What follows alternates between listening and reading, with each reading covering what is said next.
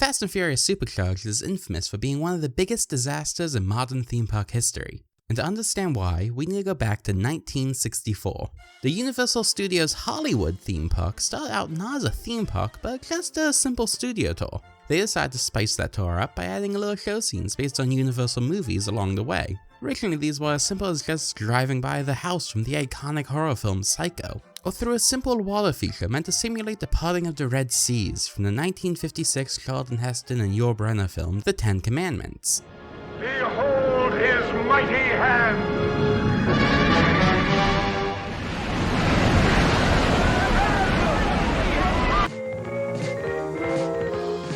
The wind opens the sea! God opens the sea with the blast of his nostrils. And the waters close behind us, just the way they're supposed to. But these little show scenes quickly grew into incredible, large-scale experiences, bringing us face to face with a full-sized King Kong, or to the edge of the shark-infested waters of Amity Island. And then slowly, a whole theme park grew around this increasingly incredible studio tour. Universal Studios Florida was meant as a theme park from the start, but in a way it was still an extension of the studio tour from Hollywood, with many of the signature attractions in the new Florida park being based on sequences from the Hollywood tour. The Jaws scene was turned into a whole boat ride. The King Kong scene was expanded into a full suspended dock ride.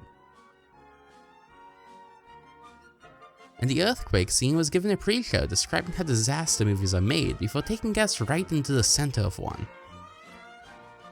Taking these standout moments from the tour, expanding upon them, and turning them into full, standalone attractions. That was the bread and butter of the opening day lineup in Florida, creating some of the most iconic experiences in the park's history. Over the years, Universal Studios Florida has made many new rides and attractions that have no ties to the studio tour at all. But even to this day, some of the newest and greatest rides at the Orlando Resort are still based on Tram Tour show scenes. In 2010, Kong 360 3D was added to the studio tour in Hollywood. Based on the Peter Jackson King Kong movie, this experience involved immersive wraparound 3D projection that surrounded guests in the action. Looking at videos, it's easy to write this off as just another screen-based experience, but the 3D and the 360 effects mixed with the motion based on the tram making it shake and bounce really elevated into something that felt special and unique. In 2016, Skull Island Reign of Kong opened in Islands of Adventure at the Florida Resort, a brand new attraction built around a version of the Kong 360 segment. This wasn't a simple clone of it. Skull Island added an immersive queue with multiple animatronics, large sets, an outdoor segment, more show scenes adding to the plot, and a chilling encounter with a 3-story tall King Kong figure. Okay, we get the message. Kong is king. On busy days, you might even see a live scare actor in the queue too. But the climax is simply a slightly updated version of Hollywood's Kong 360. The ride system created for this attraction is a twist on the popular new trackless ride tech. Instead of small intimate vehicles using attractions like Rise of the Resistance and the much beloved Antarctica Empire of the Penguin, Skull Island features large buses that recreate the basic size and shape of the studio tour vehicles while adapting it to fit like a glove in the world of King Kong. My favorite detail about the ride vehicles is the driver. Plenty of rides throughout theme park history have had a live host driving the ride vehicle, or at least pretending to drive while they narrate what's going on. Skull Island does not have a live host, but does have an animatronic one driving the bus that guests are riding in. You can't get a clear view because the windows to the driver's seat are frosted, but if you look closely, you can see the silhouette of the fake driver moving. Plus, there are multiple different pre-recorded narrations, so you can have multiple different hosts adding to the immersion and making it feel real. Skull Island Reign of Kong continued Universal Orlando's tradition of taking what worked on the tram tour from Hollywood, bringing it over to Florida, and then building on it to make something even more amazing. In 2018, a ride opened that dared to do something new and subvert this tired old formula. A ride brave enough to ask the question, what if instead of taking beloved studio tour segments and improving them, we took a studio tour segment most people didn't like and made it worse? This is Fast and Furious Supercharged.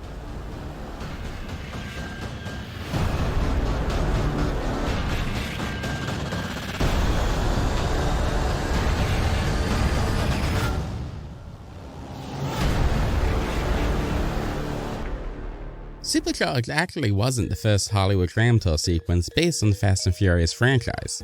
To promote Tokyo Drift, a quick scene showing cars flying out from an explosion before revealing they were just using robotic arms to get the perfect shot was added. The cars then danced to Gasolina, which seems a bit on the nose, but overall a cute little sequence with a cool effect. It was preceded by a tour through an area where famous cars from movies and TV shows were parked, giving the sequence a bit of a thematic connection to the Studio Tour theme and a cohesive feel. It wasn't anything that special and didn't do much to really feel like a Fast and the Furious theme park experience, but it was short and sweet, adding to the tour and showing off the famous vehicles from the franchise. Plus, the physical effects like the explosion and the cars flying around add some good energy and excitement. Not a great sequence, but it could have been a lot worse, as Universal proved with the addition of the Fast and Furious Supercharged sequence to the Hollywood Tram Tour in 2015, using the same 360 3D technology as Kong did, but with the key change of supersizing it. Instead of the tight circle of Kong 3D, this is more of a large 3D tunnel with the goal of making the action feel more expansive.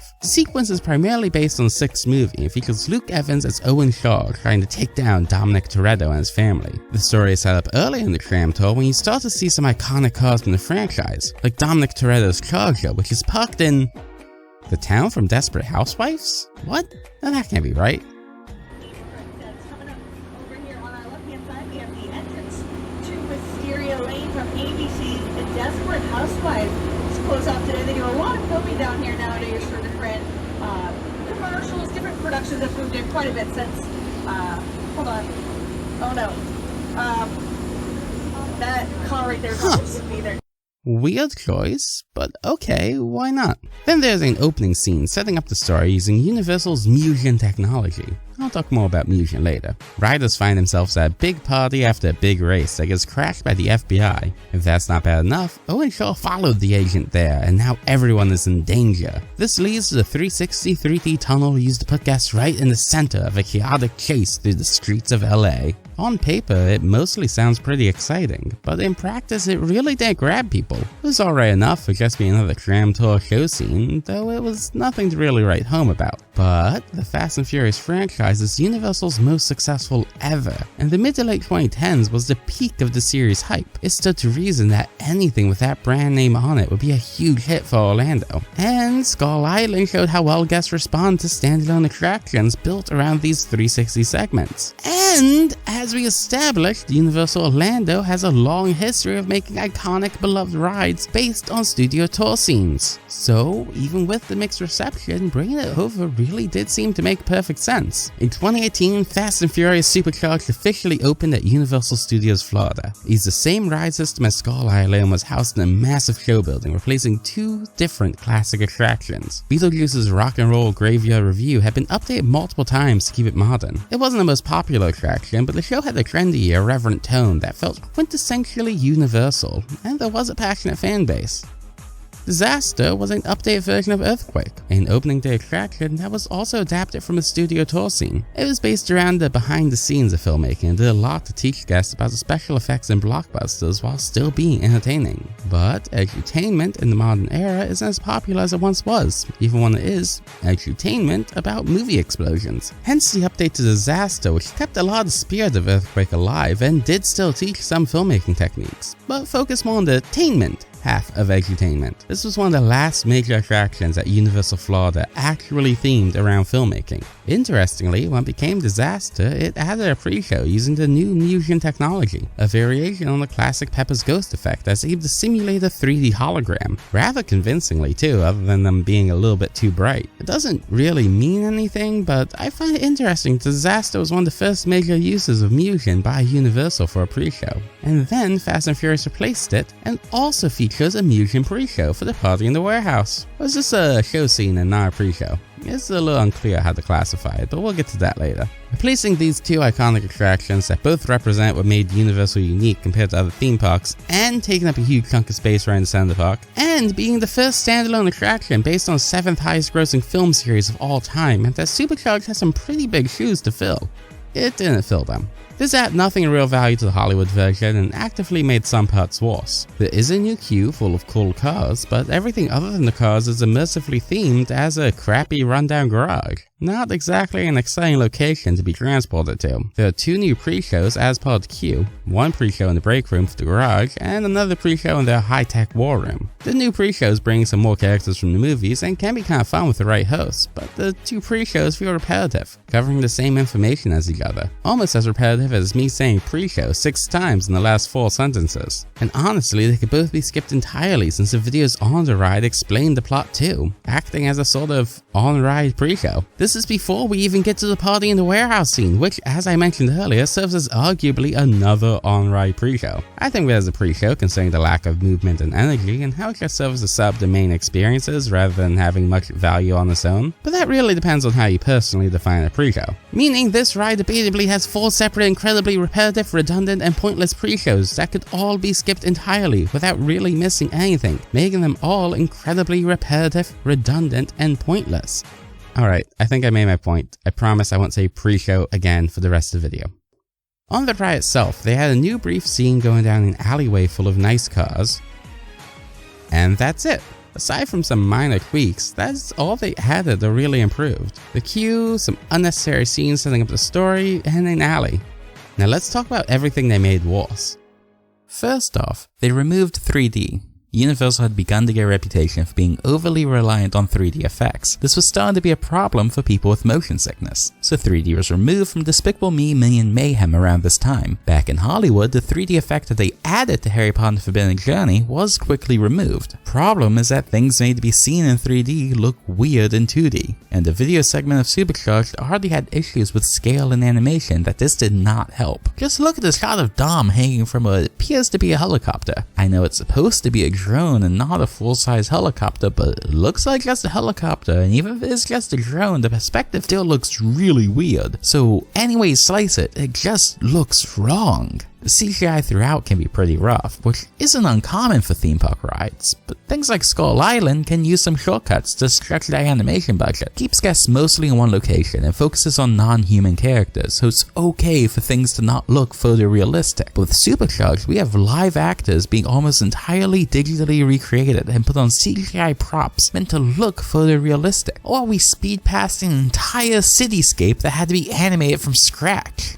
Seeing the behind the scenes footage, I'm shocked by how much they actually filmed with practical effects and real actors, because when you're on the ride, it doesn't look like that at all. It looks completely animated. So this was never going to look right. The slight blurriness and darkening that comes with 3D glasses can help hide some imperfections, but without the 3D, we're left with a whole sequence where everything looks about as realistic as Bruce Banner in the Hulkbuster armor from Infinity War. Losing the 3D also leads to the experience feeling less personalized. Things on this ride never feel like they are happening to you, they're simply happening around you. The original had this problem too, with the supersized version of the Kong 360 projection bubble, resulting in the whole attraction feeling less intimate than Kong, making it easy to miss important stuff, making guests feel even more like observers rather than the stars of their own adventure. Guests weren't surrounded by the action, they were in a hallway with some action going on nearby. With losing 3D, the changes in Florida made it even worse.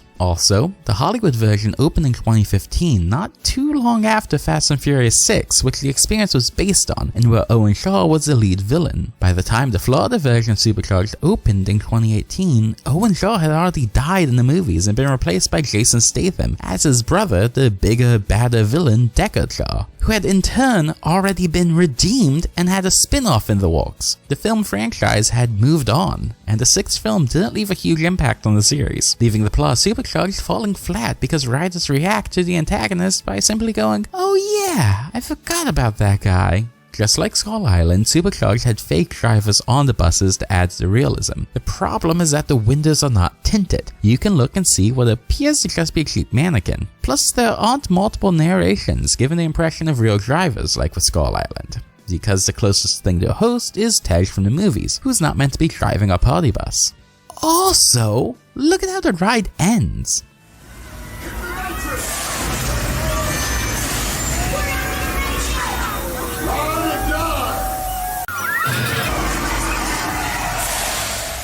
Doesn't it seem like everyone other than you just died? They scream, "Ride or die!" crash, and then we don't see any of them again.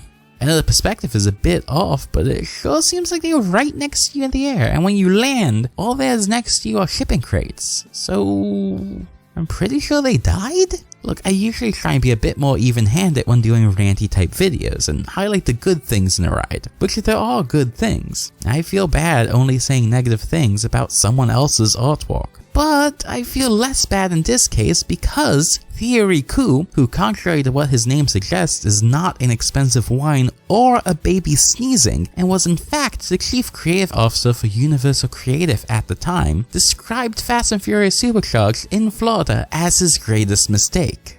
My biggest mistake, I don't know if I'm allowed to say it, but I wish I had stopped senior management from building the Fast and Furious attraction. If even the heads of Universal Creative are roasting this attraction at industry expos, then I feel safe that no one will be upset at me for being a bit more negative than usual. If you do love this attraction, well then that's great. Everyone has their own opinions, and not everyone agrees on what is good and what is bad. No one's ever going to convince me that the Seas with Nemo and Friends isn't one of the best rides at Epcot right now. I will die on that hill. Everyone can like what they like, and it's good that theme parks have a variety of experiences. That being said, Supercharged is regularly rated as one of, if not the worst rides in all of Orlando. It is a deeply flawed experience that fails in every way to live up to the legacy of what replaced the standard set by the park it is in. And perhaps worst of all, it's neither fast nor furious. Since the invention of the roller coaster in 1817, theme parks and amusement parks around the world have excelled at creating thrilling experiences. Fast, furious rides of all shapes and sizes. And yet, when it came time to create an experience based on the Fast and the Furious film franchise known for its high-octane action, Universal elected to create something with a top speed of a brisk walk that somehow feels even slower than that. During the process of producing this video, it was revealed that Napa Auto Parts had become a new sponsor for the attraction. I guess they took a look at all this and thought, I have got to get in on that action. A version of Supercharged was the very first ride announced for Universal Beijing, and yet due to the negative response to Florida's version, it was cancelled, and rumors persist that Universal Orlando is already looking to replace this baffling experience. You all know how to subscribe and like videos and leave comments and all that stuff that helped me out immensely, so instead of telling you to do that, here's every time the word family is said during Supercharged. Family. He doesn't have friends, he has family. Our family. Our family. Family. Our family. Family. Family.